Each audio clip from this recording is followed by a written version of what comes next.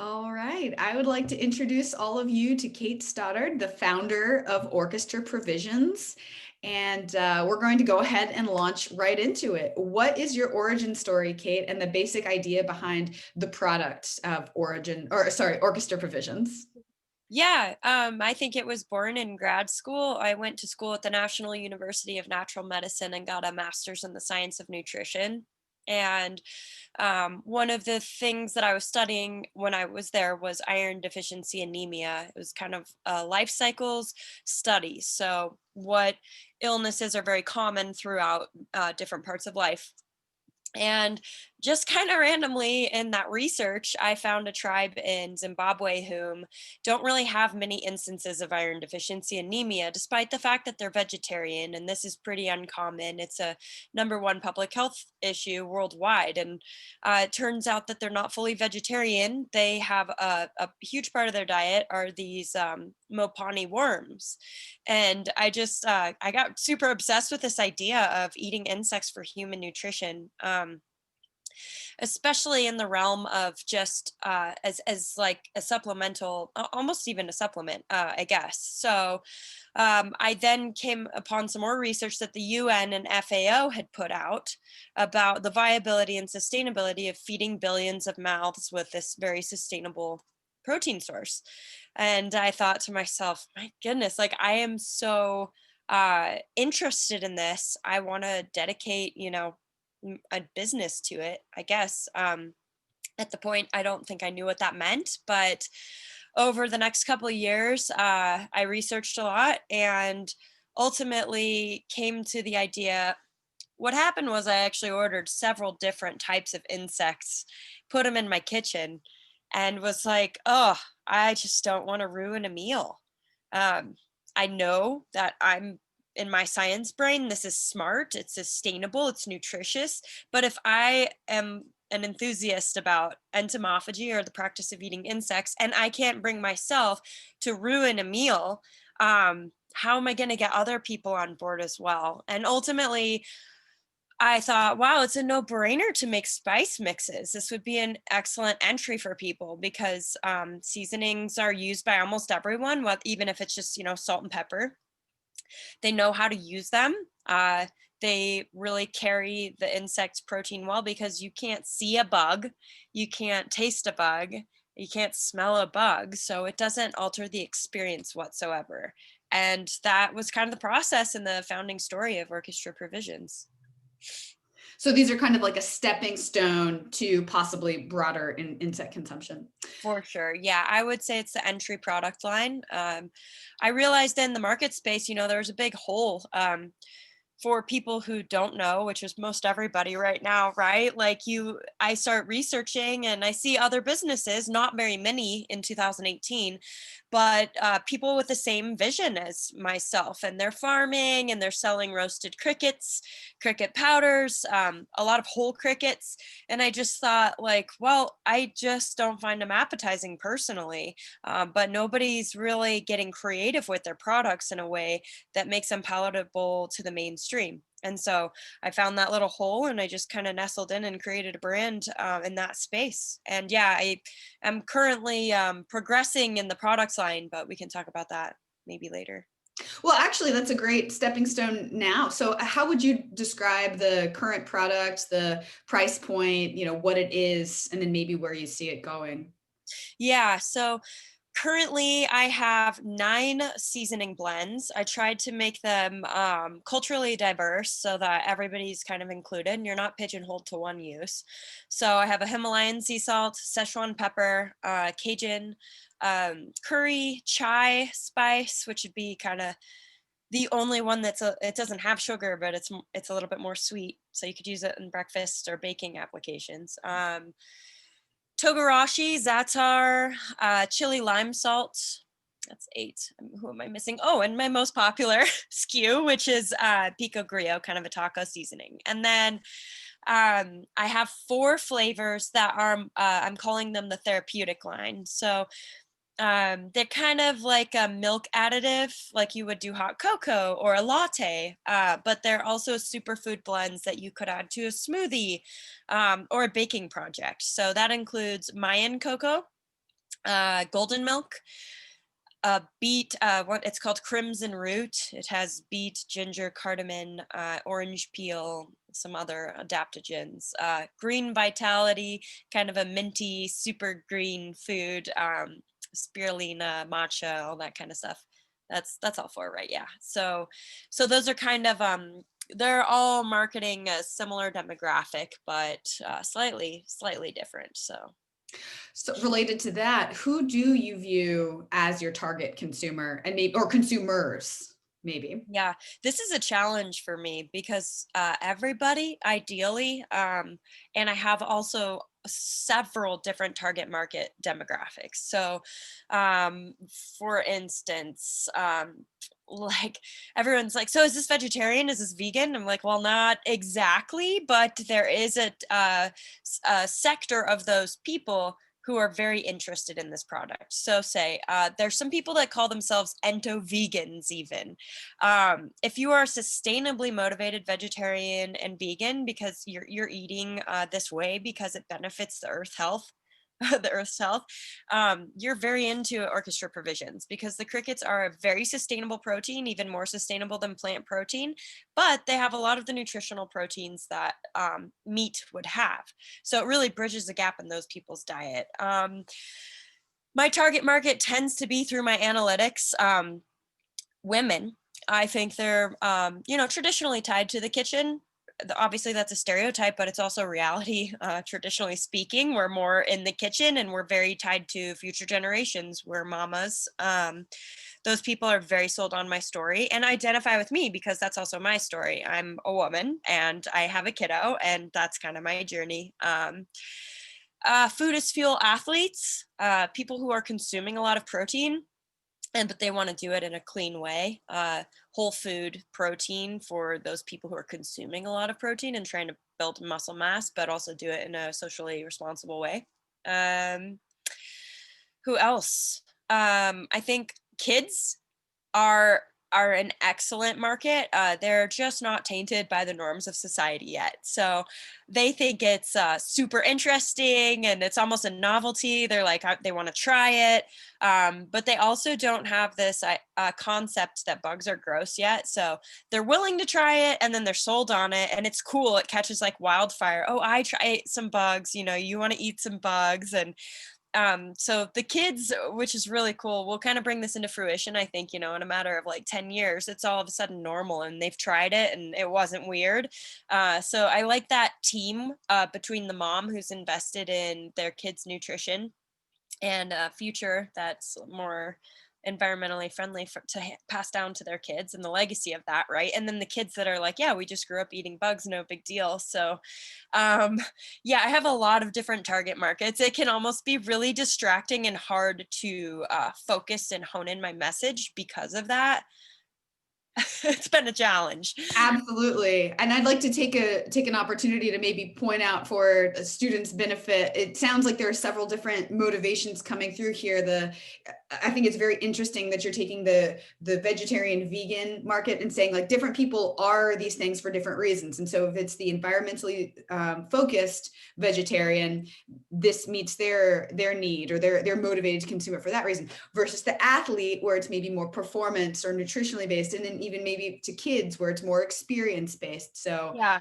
note to everyone here, right? Like different motivations drive behavior, Yeah. and speaking to And this. then scientists love it. It's not like you would just go target scientists, right? But environmentalists, people who are really involved in food systems. And even I see in traditional agriculture, I have some cattle ranching friends that are like, this is so smart, it's the future. And they know that. And some of them get threatened because it's their livelihood. But most of them are working so closely with the earth. They see like, this is just not going to be affordable for people in the future, and so like I even have a lot of those folks on my team, which is super cool. And I think they're kind of ready to evolve into a space where it's like, well, if this is my livelihood, I'm going to have to evolve with the times as well, because clean water, arable land, it's just not something that is going to be around forever unless we make big efforts to, clean up our water and utilize our land a little bit more smartly.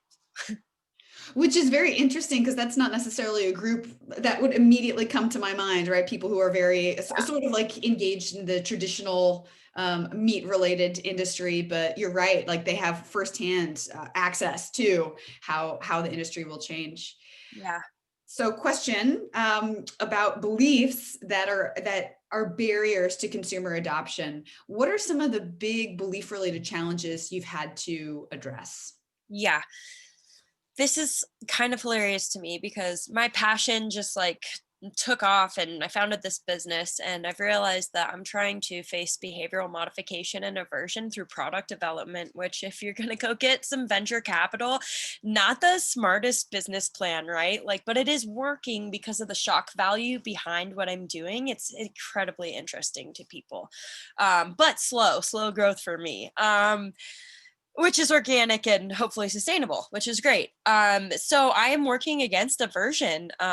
And as far as belief systems, I would say like some of the vegans and vegetarians are pretty adverse to this on a moral level. I've even had people kind of attack me. This is very, very personal issue for people. Like, I'm killing a living being for human consumption, right? Even had a vegan say, you're not only are you killing just like the beef industry or cattle industry, but now you're killing even more lives, right? Something I didn't consider would be like an issue for someone. There are so many more crickets that you're harvesting. And to me, I was thinking lower on the food chain, way more efficient to feeding billions of mouths and creating food security. And here I have a vegan that's like, you're killing so many more beings now. Interesting. That's Like, so a interesting. lot of Yeah. this, I'm like, oh goodness, I didn't think about that. And my personal belief, is that plants are living and at beings as well, and many of the plant systems have a very centralized nervous system like way of functioning in the world. Take mushrooms for instance. So for me, the line's not as clear as like plants aren't living beings, oh crickets are. It's a very interesting conversation, right? Mhm. The way that I handle this is I don't want to change that person's belief system. I try and be as polite as possible in my dealings and my communications, but I'm not trying to change the way you believe about your food. Okay, like that is a very personal um belief system. I've found that it's food religion, it's food politics. Like that's embedded in you at a very young age, most oftentimes. And if you think about the way that food behaves in the market, it's food is love. The first interaction you have with your mom is feeding, right? And so those feelings and those belief systems are so deeply embedded. And I'm not trying to say like there's one perfect way of eating. What I am trying to say is our food systems are broken and it's not sustainable. And how are we going to feed all of these people? So when somebody gets fired up and I'm killing all these crickets, I say, I don't think this is maybe for you. And I'm sorry. And I hope you find what you're looking for. I take the market that's really pumped and I focus on that. So I have a lot of people that are like, this is an amazing solution to a really big problem. And I focus on them. So I'm not trying to change the vegans way. And honestly, the more vegans, the better, I think, for our food systems. So yeah, that's very interesting. And then if you go into the other issue that I face, which is aversion, right? There are several different ways I think that we decided bugs were gross. And of course, which is very relevant to marketing, right? Like I've had to research this to be able to understand it, to move forward and sell my product. So you have a lot of research. One thing that people think is just simply the availability of insect protein. So when you go closer to the equator, you find many more cultural traditions where bugs are a part of a main staple of the diet. Right? It's available, it's around. You can find these insects all around you, so it's what you eat. The further away you go from the equator, and also ironically, the whiter people get, right? This is Western culture predominantly, there just aren't insects available, colder temperatures, bigger temperature gradients. So the hatches of insects are going to be shorter lived. They're just not around as much. So you're eating things like seal or reindeer or just elk, other things. So then for thousands of years, you just have people that aren't eating them. It's different. It's not a part of their diet, and we know how people feel about things that are different from what they're used to. They just aren't going to go for it without education. Okay, so that's one thing. Second thing is that when Christopher Columbus came over and found the Americas, one of his like biggest ways of dividing people was kind of this divisive othering of the indigenous people. Look how they behave, look how they're dressed, look how they eat bugs. We don't eat bugs, that's disgusting. And all of a sudden the conquest of an entire new country and the Western world once again, there are these texts where this is one of the ways he got his people to kind of view them as less than. So this kind of way about speaking about diet, which is so socially interesting in so many ways. What I think really happened in a big way, the biggest influence, is about 5,000 years ago when we started developing as an agricultural society. Bugs became pests because they were eating our crops. And so all of a sudden, you even think about the way we talk about bugs, like you're bugging me, that bugs me. It's a very negative connotation. And when something becomes a pest, you don't really necessarily think, oh, yum, let's eat it. And so thousands and thousands of years of just not needing to really eat them or not thinking of them as a food source has been very detrimental to people's way of thinking about it as a food staple. So with all of those different things like in mind, I'm now in this like new frontier of trying to bring people back to tradition, because before all of that I just talked about, we ate bugs. And it's even been proposed that people have been so evolutionarily successful, humans, because of their ability to forage for this protein source in the absence of other proteins. So it is a tradition, but all of these thousands of years building aversion to insects for one reason or another. And now I'm trying to undo that. So I have a lot of different tactics for it, but I think the spice line, now you see why it's a very important and instrumental product line for the progression of the food system, basically, and orchestra provisions as a business. So you're not just trying to overcome unfamiliarity beliefs, obviously. I remember a time once upon a time when hummus was unfamiliar and people, what is that, right? You are overcoming entrenched negative beliefs. And it sounds like you are pointing to the fact that this was once upon a time something that was natural. So assailing this isn't natural belief. Well, it was. And so that's going to be related to the aversion behavior and several other beliefs, I'm sure, in that constellation. Yeah.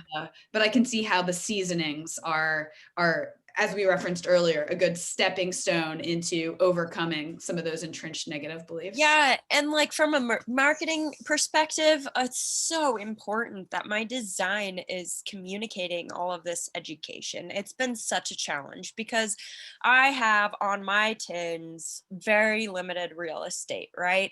And all of the stuff I'm telling you will convert someone almost every time. They're like, well, this just makes sense. And we tried the popcorn with the curry on it and it was delicious. So we're going to buy it. But when I'm not there in my absence, it's a pretty label on the shelf and it's confusing to people. And it's been definitely a challenge. Like at first I didn't say protein on the front of the label. I just figured everyone's like me. They'll pick up the product or they'll look on the back and see that I have a nutritional profile, even though that label isn't required on spices. I included it. So it would be like visually, it would be transparent and people would be like, oh, 3 grams of protein and tablespoon. Like, that's pretty cool for a spice blend. Nobody's going to pick it up and turn it over, though. They're kind of confused. So it's been this crazy evolution where it's like, how do I get all that information on there? How do I like convince people to pick it up, to look at the nutrition label? So it sounds like a key challenge is it's not the message itself and all the information itself. It's getting people to attend to process that information, getting that to stand out. yeah. And then in the end, like what I'm moving more toward now is like all of that information is there on the back for people who are reading, for people like me who are interested what's in their food. But what's on the front is so I and my evolution is I'm coming out with a protein powder really soon, you know. My logo's on there. It has a cricket on it. But on the front of that protein package is, hey, this is a really kick-ass protein powder. It tastes good, it works, it's nutritious, it's sustainable. Period. No cricket, nothing. You know, people can read about that on the back, but how am I getting them to pick it up? Like it's too many words to explain the cricket thing. It's there, so you can't get mad at me for not knowing if you didn't read about your food, just like all the other chemicals and nasty things that we put in our food systems, right?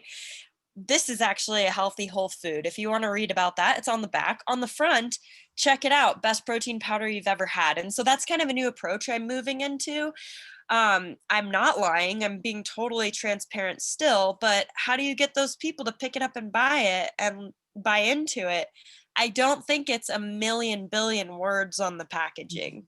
You know what I mean? Like it's almost impossible in my absence to do all that. It's just not realistic. So, So it's interesting that you're not necessarily leading with this the sort of the social element, and it reminds me a little bit of Warby Parker, where their primary focus is on really great quality product, good design, low price point, but they really do have the social mission baked into them. But they don't lead with that. It's only you have yeah. to dig a little bit more, and you find out, oh, they donate money for every pair sold, kind Yeah. of like the Tom's model.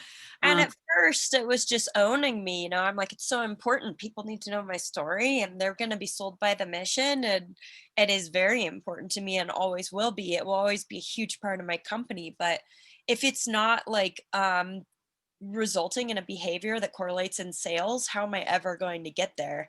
And if people just want to see a pretty package and I'm just like somehow getting into their psyche where it's like, whoa, that looks different. Oh my gosh, I love the way it looks. And like, look at the ingredients, they're only four. And, you know, like it doesn't matter if it's creeping into the food system, if insect protein is getting in somehow, and this is the way, fine. And this seems to be like one of the big marketing positioning questions, right? Like, what do you lead with? How do you position it? And then, if like you said, the behavior is ultimately what you want. Yeah. So moving into some of the, I guess, the relevance for the student project, is there anything you're curious to know? It sounds like you've got some ideas and you're testing these things yourself, but given that everyone will be conducting some background research it'll be a convenient sample, friends and family, but what would you like to know if you could? Oh gosh. I think like maybe, you know, what it's interesting because what is the barrier to picking this up off of the shelf, I suppose? Because what I do know is once people get there and they try it, they're totally sold and they're telling their friends and all of this kind of thing. What's preventing people from telling their friends? I think once they try it, they're totally sold and they're like, what? This is how does it taste good? Okay, like it's so perfect in every way, right? Like I feel good because I'm supporting sustainable food systems. It's healthy for me and it tastes good and it's a cool gift and I can talk to my friends about it and it's interesting. So how do I get people to pick it up off of the shelf? I think I have some ideas on that.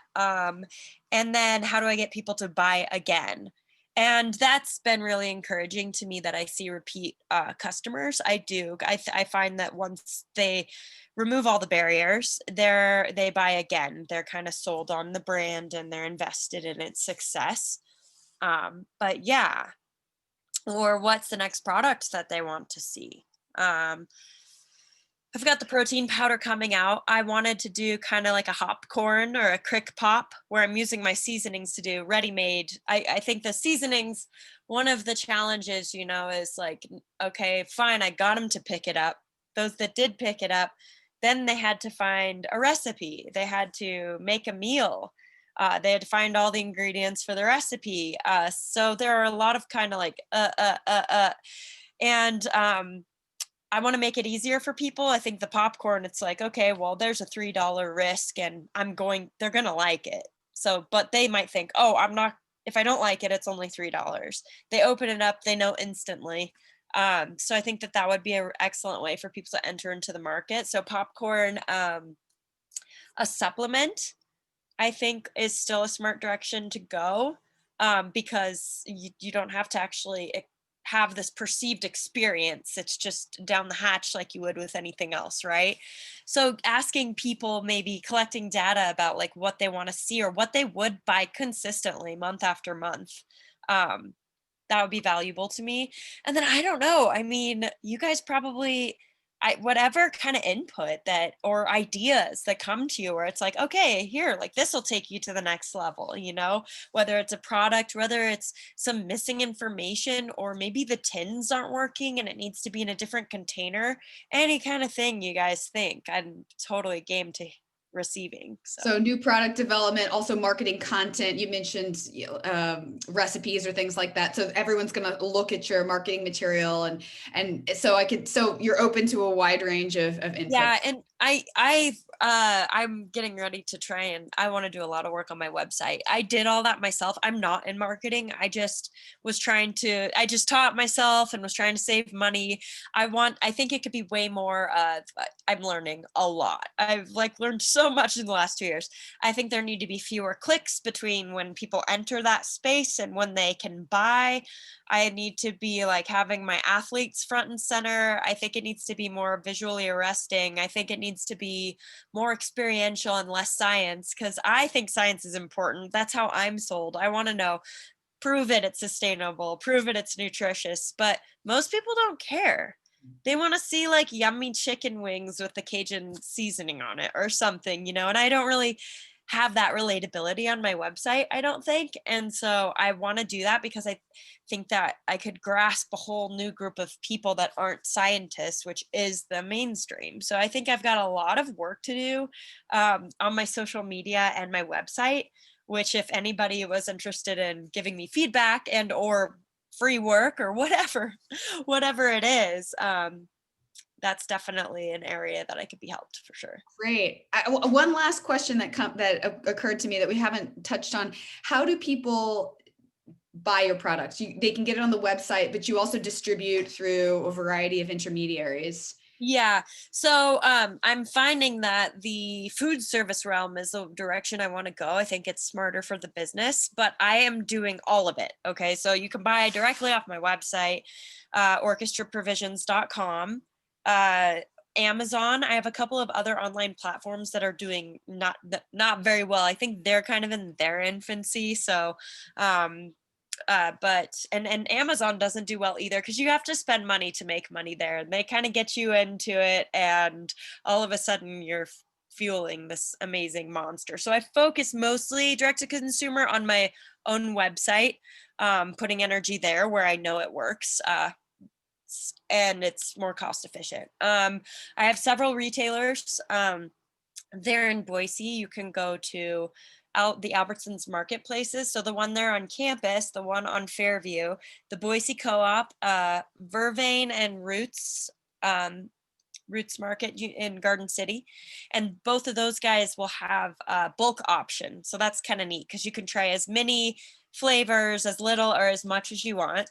Where else they're in town, it doesn't really matter, but I do have a lot of retail, probably over 20 different retail locations in the region. And then food service, as I mentioned. So I have several restaurants that are serving one form or another. So I have kind of like a more fine dining location in Driggs, Idaho, that's using the chai. It's kind of like a miso broth with zucchini ribbons and a lion's mane mushroom. So this kind of thing where you can go order it off of the menu. How else? I think, yeah, so I think those are the three channels, and I'm kind of testing them all out to see. Retail, definitely, I don't have as much of the profit margin. Direct to consumer, I will continue charging on that no matter what, and that's a good profit margin. And the food service, I think, is very interesting because it reaches a lot of people, and you're banking on the establishment's validity with their relationship with their consumers. They already have a trusting relationship with their patrons and matrons, right? And so you're going in and it's kind of like, oh well, Cricket tried pancakes at the Stanley Baking Co. We love Tim and Becky and they always make tasty food. And then they're kind of educating for you, and in a way it's a really excellent way to market your stuff for free, where all of a sudden you have all these new people that are just totally sold because they ate a pancake right away, liked it. And that's an interesting point for the students to consider, the idea of the credibility of an endorser. And then also in this consumption context, it might be more of an experience, right? You're going to a restaurant and it can be, yeah, just the nature of the consumption is a little bit different than if you're making a smoothie in your own kitchen. Uh, Yeah, so yeah, very exciting. There's lots of yeah, interesting directions, and I think this is going to make for a great project. yeah, I'm excited to be a part of it. Thank you. Thanks so much for taking the time to chat with me, and Totally. we'll be in touch with some ideas. Sounds great. And if you have anybody in your class that's interested in contacting me, or you can feel free to give out my orchestra provisions Gmail, so that if people have questions, they can email me. I love being a part of the education aspect of this. So Well, thank you so much, Kate. yes. Look forward All to working right. with you. Take care. Bye.